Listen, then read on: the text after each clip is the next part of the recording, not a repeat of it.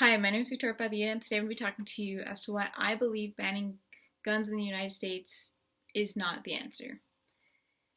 We are all well aware of the horrendous things that have happened in the year 2019 in reference to mass shootings, and especially in reference to mass shootings in schools. Just the simple thought that in our country today, kindergartners have thought about their lives ending is just a horrible thing. No 5-year-old should think about today being their last day. Banning guns entirely from the United States prevents citizens from having the option to protect themselves. It places an advantage in the hands of the criminals, as well as it means a right is going to be stripped away. Now, self-security is a very important thing. Many people may not come into a situation that they are faced to make a life-saving decision. But when they do, they would like to know that they have the options and the tools to protect themselves and their loved ones.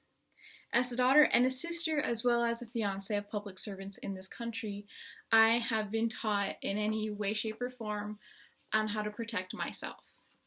And this is something I'm very glad I have learned, and I have the ability and skills because the rise of human trafficking as well as sex trafficking in this country are huge, as well as there's a rise on mass shootings in reference to people who have mental health issues and therefore make those decisions. We just had an occurrence in the year 2019 in August here in El Paso, Texas, where someone with a mental illness had decided to come into this country, into our city, and whip out a gun.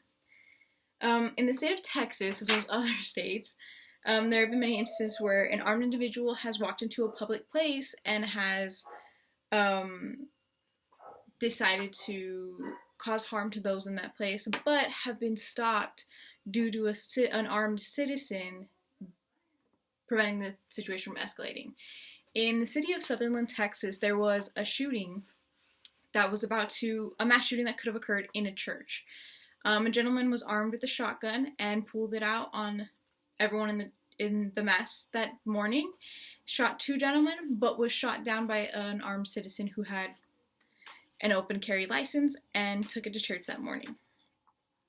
The name of this man is unknown. I looked around in the articles and could not find his name. But due to that man being there and having having a weapon on him, he was able to save the lives of many and avoided a horrendous headline of another mass shooting occurring. A situation like this could have taken a grave turn for the worse if the criminal had had the upper hand. Now, one thing I've learned from being in a law enforcement family is that the bottom line to criminal logic is if they want to commit a crime, they will do it by any means necessary. When a robber goes into a bank, he does not calculate citizens having weapons. He only calculates security, maybe an off-duty officer. Having that ability to beat the assumption made by the robber is a huge thing. If this robber went into the bank, he was completely right that no one was going to have a gun. No one was going to be able to overcome him or subdue him in any way possible. Anything could go wrong. Instead of just wanting money, he could end up wanting to shoot everyone in the bank. Now, being able to have that assumption be wrong would actually save the life of many and actually put someone in the position to be on an equalized ground as this criminal. Criminals don't think how to do anything legally, that's why they're criminals. Therefore, banning guns only makes them think harder on how to access something illegally. Therefore, it pushes them to cause more ways to push weapons into the country as well as sell them in the country. Black markets will become bigger with a ban on guns because they have another thing to sell. So when you have a simple handgun that can be sold in a gun store that is no longer allowed to be sold in the gun store, that's another thing to put on the market and another thing to sell.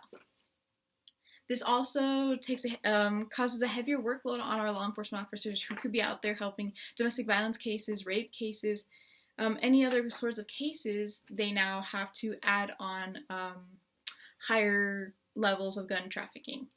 As well as this causes bad relations and unmoral situations between the United States and other countries. You know, we already have the situation of drug trafficking coming into the country. Now we have a higher level of gun trafficking because there's more guns to be trafficked into the country. Taking this away from criminals is also taking guns away from law-abiding citizens, which in itself is a crime. We all follow the Constitution of the United States very heavily. It is a document written to us by our founding fathers that we all live by, as well as the First Amendment, which contains our Bill of Rights, rights that we use on a daily basis, or in turn to just stand up for ourselves. The second right is the right to bear arms. This right is just a right that we've always had. It's been something that's helped, you know, way in the past in wars and Civil War and all such. And I'm not trying to say this to sound like Ohio State gun girl Caitlin Bennett. I'm saying this in the sense that, you know, taking one right from the Constitution and totally making it just wrong and illegal causes just that thought and that lingeringness of what other rights can be taken. Why would we give our politicians or our government any form of being able to, like, well, you told us to take this right, why not take another one? This can lead to our freedom of speech being taken. This can lead to just potential, just worse situations for us as citizens. You know, standing next to our rights and just what's given to us in the Constitution is very important because it's what allows us to have a stance in a government. Some countries, I mean, in other countries, like, the citizens don't have any stance, don't have any say, and don't have any rights. Why would we as Americans just willingly give a right up? As a woman in this country, I personally like to be able to keep my handgun on me in my home. The world is truly a dark and scary place filled with people with malintent. I would not want to be a sheep in this world. Each person is raised differently with their own set of morals, and that's perfectly fine. We can all live peacefully and respect each other in those differences.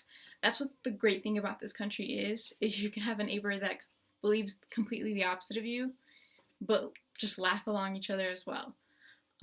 Thank you for listening to me.